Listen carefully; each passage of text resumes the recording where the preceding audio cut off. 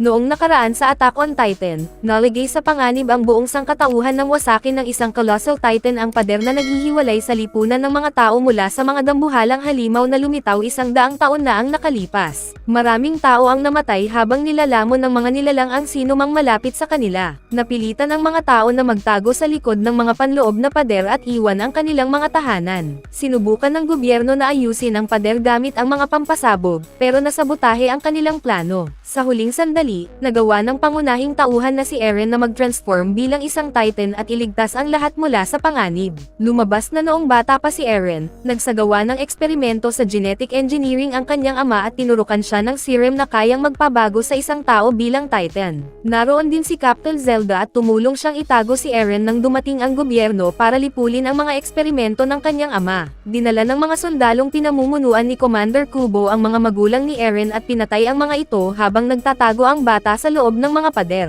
Sinunog ng commander ang banyo habang inilalayo naman ng captain ang bata mula sa panganib. Nagising si Eren mula sa pagkabigla, pero natagpuan niyang nakatali siya ng mga sundalo habang nakatutok sa kanya ang kanilang mga baril. Pumasok ang commander sa gusali at nagsimulang ipaliwanag ang kanyang filosofiya tungkol sa komunismo. Ipinaliwanag niya kung paano nagkaisa ang sangkatauhan matapos nilang matuklasan ang isang karaniwang kaaway, ang mga Titan. Bagamat naging kakaunti ang mga mapagkukunan, mas masaya na raw ngayon ang lahat dahil pantay-pantay na sila. Pero ang kakayahan ni Eren na mag-transform bilang Titan ay nagbabanta sa mapayapang pamumuhay na ito. Desperadong sinusubukan ng pangunahing tauhan na ipaliwanag na isa siyang tao, pero ayaw siyang payagang mabuhay ng commander. Nang malapit ng barilin si Eren, biglang lumabas si Arman at ipinagtanggol ang kanyang kaibigan. Iginiit niyang si Eren ang nagligtas sa lahat mula sa mga Titan. Tiniyak niya sa commander na magiging mahalagang tulong si Eren para sa sangkatauhan dahil kaya nitong ipagtanggol ang lungsod laban sa mga Titan. Tutol din si Captain Hong sa pagpatay kay Eren, pero nais naman niyang gamitin ang pagkakataong ito para magsagawa ng mga eksperimento sa bata. Patuloy na sinubukan ni Arman na kumbansihin si Kubo. Sinabi niya rito na may isang sirang missile malapit sa labas ng lungsod, at sa tulong ni Eren, tiyak na maaayos nila ang pader. Pero lalo lamang pinalala ng pagtatangka ng bata na kumbansihin ang commander ang sitwasyon. Inakusahan ni Kubo si Arman na responsable sa pagsasabotahe sa nakaraang misyon at pagsira sa mga pampasabog. Inutusan ng commander ang mga sundalo na bumaril habang patuloy namang nagmamakaawa si Eren na bigyan siya ng pagkakataong patunayan ang kanyang layunin at makatulong sa mga taong nasa loob ng lungsod.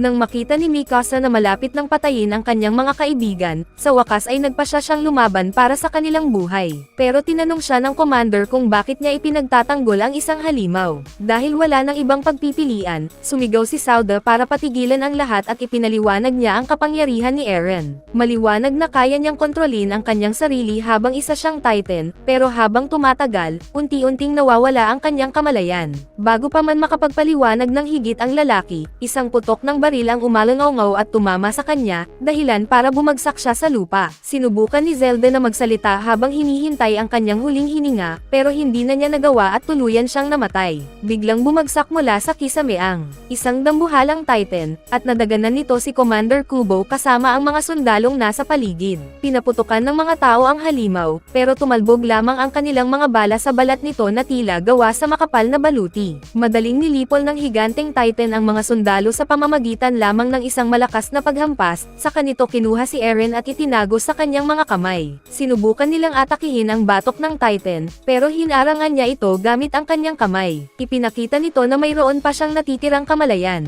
Humarap ang Titan sa mga scout, kaya naghanda si Mikasa na ipagtanggol ang kanyang mga kasama. Kakaiba ang sumunod na nangyari. Tiningnan siya ng nilalang at bigla itong tumigil sa pag-atake. Sa halip, pinili nitong iligtas ang kanilang buhay. Pagkatapos, nagsimulang umakyat palabas ng gusali ang higanteng Titan, dala rin nito si Eren. Matapos ilibing ni Arman ang mga namatay, kinuha ni Captain Hunch ang pamumuno at nagpasya silang ipagpatuloy ang plano para maibalik ang pader. Kailangan muna nilang kunin ang bombang binanggit ni Arman, saka sila tutungo sa panlabas ng mga pader. Nag-aatubili si Mikasa na bumalik sa kanilang tahanan, pero nagpasya siyang kailangan niyang protektahan ang kanyang mga kasama. Samantala, nagising si Eren sa isang puting silid habang nakikinig sa musikang mahigit 100 taon na ang nakalipas. Lumingon siya at nakita ang isang jukebox na nagpapatugtog ng record. Curious siyang sinuri ito. Tumigil ang musika at narinig niya ang boses ng isang lalaki. Siya pala si Captain Shikishima. Ipinaliwanag ng lalaki na iniligtas niya si Eren mula sa Titan, pero hindi niya nagawang upang patayin ang halimaw dahil nakatakas ito. Pagkatapos, ipinakita ng Captain kay Eren ang mga video mula sa nakalipas na isang siglo na nagpapaliwanag kung saan nagmula ang mga Titan.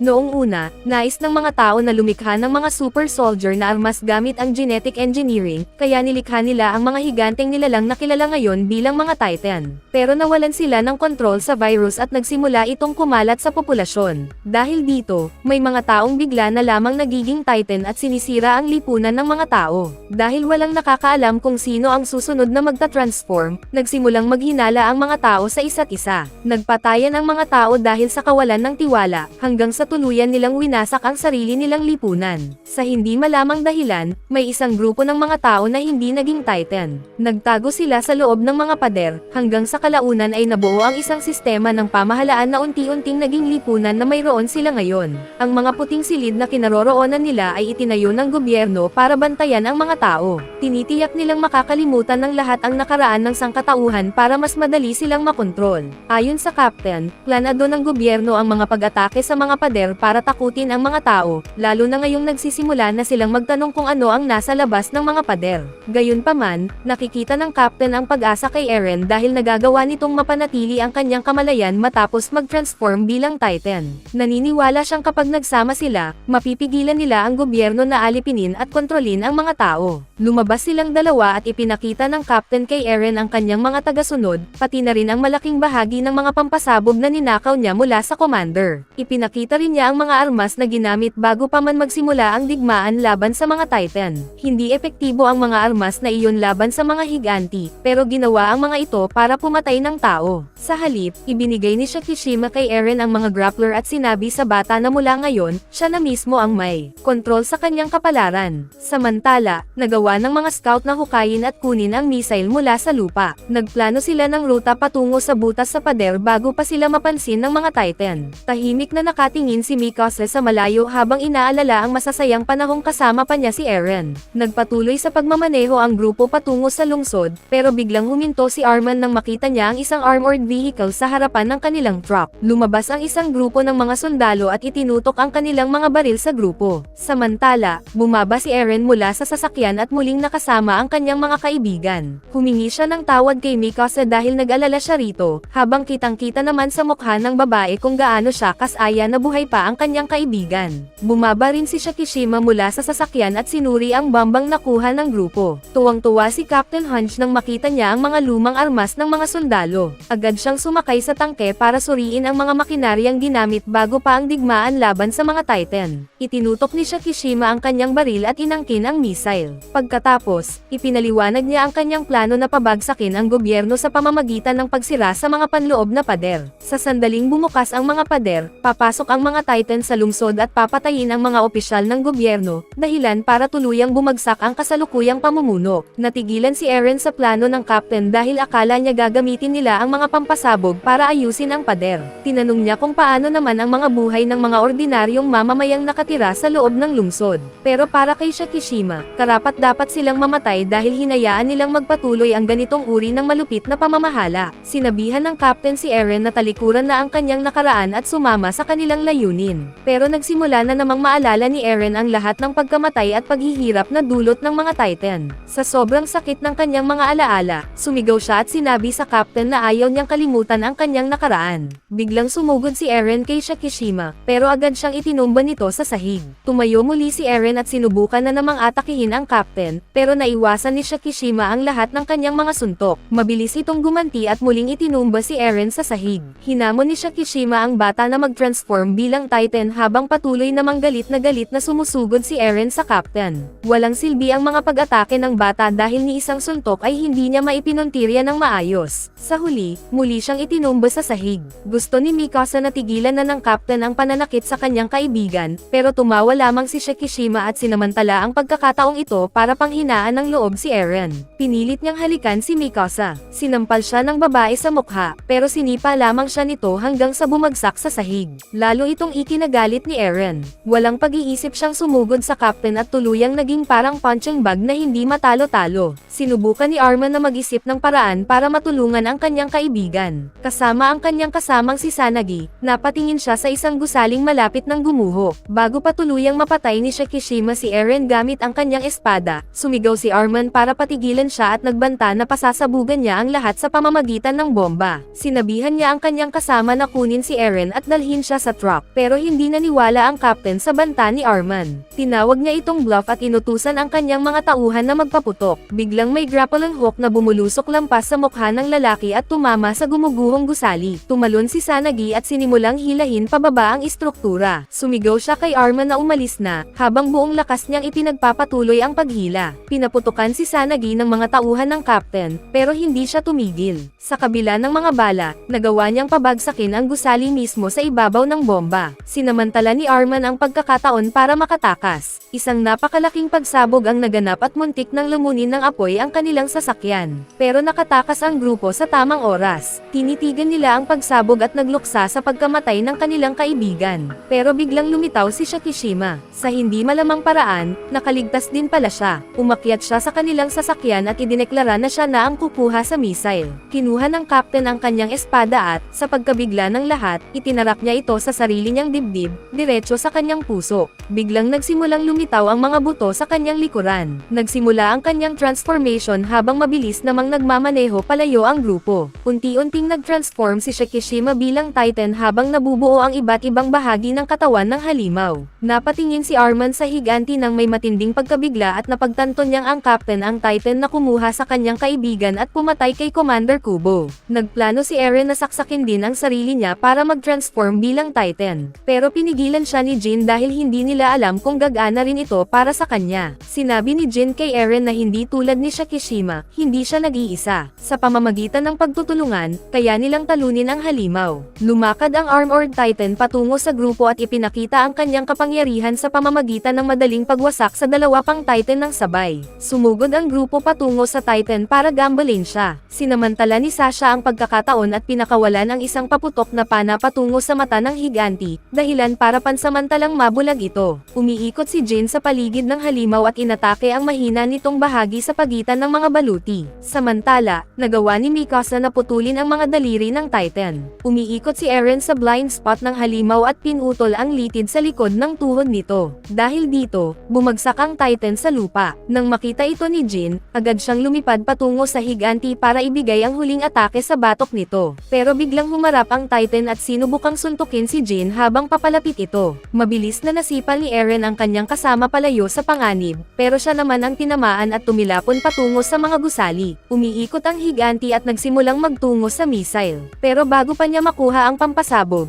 napansin niyang nagtatransform si Eren bilang Berserker Titan. Matapos muntik nang mamatay, parehong umungal ng galit ang dalawang Titan at nagsimulang magbanggaan. Nagpalitan sila ng mga suntok, pero agad na nalagay sa dahado si Eren dahil sa bawat suntok niya, sarili niya lamang ang nasasaktan dahil sa baluti ng kanyang kalaban. Patuloy na din amina ng Armored Titan ang laban at itinumba si Eren sa pamamagitan ng napakalakas na sipa sa ulo. Lumapit si Shikishima kay Eren at naghanda ng tapusin ang laban. Pero biglang hinawakan ng Berserker Titan ang blade ng helicopter na nasa tabi niya at malakas itong ipinukol sa kanyang kalaban. Halos mahati sa dalawa ang Armored Titan dahil sa atakeng iyon. Pagkatapos, ibinuhos ni Eren ang lahat ng natitira niyang lakas para sa huling suntok na tumalsik sa Titan paatras at tumama sa mga gusali. Nagsimulang bumalik sa anyong tao si Shikishima habang sumigaw naman si Eren sa tagumpay. Lumapit siya sa kanyang mga kaibigan at sinimulang iahon ang bomba mula sa truck. Isinakay ng Berserker Titan ang bomba sa kanyang likod at nagsimulang umakyat sa pader. Habang malapit na sumusunod ang kanyang mga kasama gamit ang kanilang mga grappling hook, nakarating sila sa junction at sinubukan ni Eren na ipasok ang bomba sa gusali. Pero agad siyang bumagsak dahil naubos na ang lahat ng kanyang lakas at nagsisimula ng mawalan ng malay dahil sa transformation. Nang makita ito ni Mikasa, agad siyang sumugod sa kanyang kaibigan. Gumawa siya ng hiwa sa likod ng Titan at sinubukang gisingin si Eren sa pamamagitan ng pagpapaalala sa kanyang pangako na dadalhin siya nito para makita ang karagatan. Nabawi ng pangunahing tauhan ang kanyang malay matapos maalala ang kanilang mga pinagsamahan. Pagkatapos, isiniksik niya ang missile sa istruktura ng pader. Samantala, nakaligtas si Captain Hunt sa pagsabog kanina dahil nakatago siya sa loob ng armored vehicle. Nagulat mismo siya sa kanyang swerte at nagsimulang kunin ang mga rocket launcher na nasa tabi niya. Pero may isa pang misteryosong lalaki na sumusunod sa kanya mula sa likuran.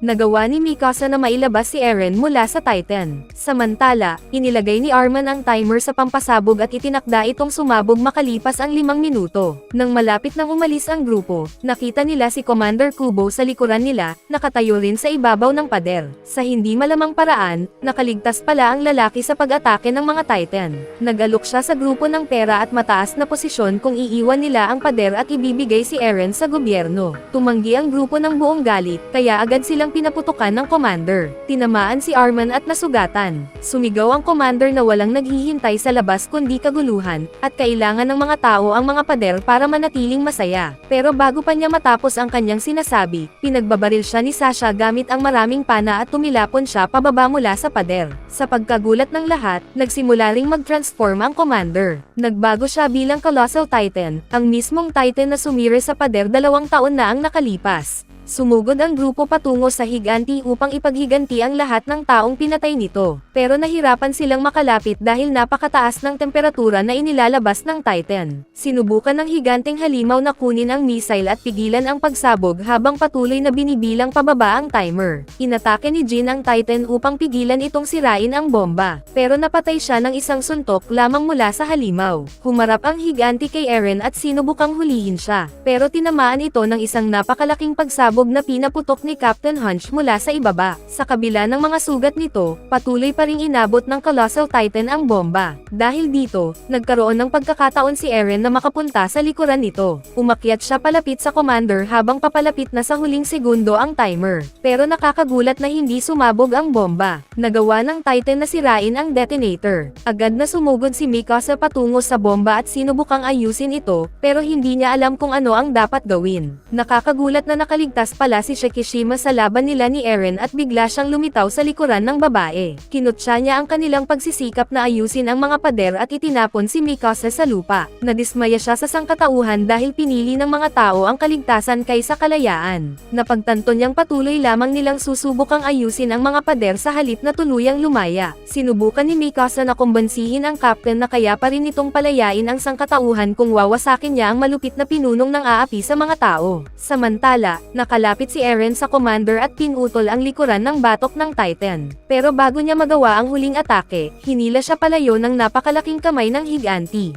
Nang malapit, nang patayin ng Titan si Eren, biglang sumugod si Shikishima sa ibabaw ng pader habang hawak ang missile. Dahil dito, napabitaw ang higanti sa bata. Agad na kinuha ni Shikishima ang missile at isiniksik ito mismo sa bibig ng Colossal Titan. Isang napakalaking pagsabog ang naganap at parehong nawasak ang dalawa. Nagkaroon ng chain reaction na nagdulot ng pangalawang pagsabog, dahilan para mabuksan ang tuktok ng pader. Nagsimulang bumagsak ang malalaking tipak ng konkreto habang desperadong sinubukan ni Eren na makatakas sa gumuguhong istruktura. Natamba ang bata dahil sa lakas ng shockwave, pero nasagip siya ni Mikasa at ayaw siyang pakawalan. Bumagsak ang malalaking bato sa harap ng pasukan at tuluyang hinarangan ang butas sa pader. Nakaligtas sina Eren at Mikasa sa pagbagsak at umakyat sa ibabaw ng pader. Labis ang kanilang saya nang sa wakas ay makita na nila ang karagatan sa malayo. Namangha sila sa ganda nito, pero hindi nila alam na may mga kamera na lihim na nagmamasid sa kanila mula sa likuran. Isang robotic na boses ang nagsiwalat na may mga plano para sa kanilang dalawa sa hinaharap. Kayo, ano sa tingin ninyo tungkol sa pelikulang ito? Ipaalam ninyo sa akin sa comments. Bago tayo magtapos ay isa shoutout muna natin si Jorens Lopez, Jan Oscar Paguagan, Rosalie Ramos, Dark Nero, Rose Tulip, Pepper V, Muslima Bernardo, Chini Quiz, Vero Garcia, Jeren Rexel from Samanga, Jerome Taba from Tanay Rizal, John Sanchez, at Winner Nabmog from Balabag Pavia Elo. Mag-subscribe na kung hindi ka pa nakasubscribe, pindutin na rin ang notification bell at like button para sa marami pang movie recap katulad nito, at mag-iwan ng comment down below. And as always, thank you for watching.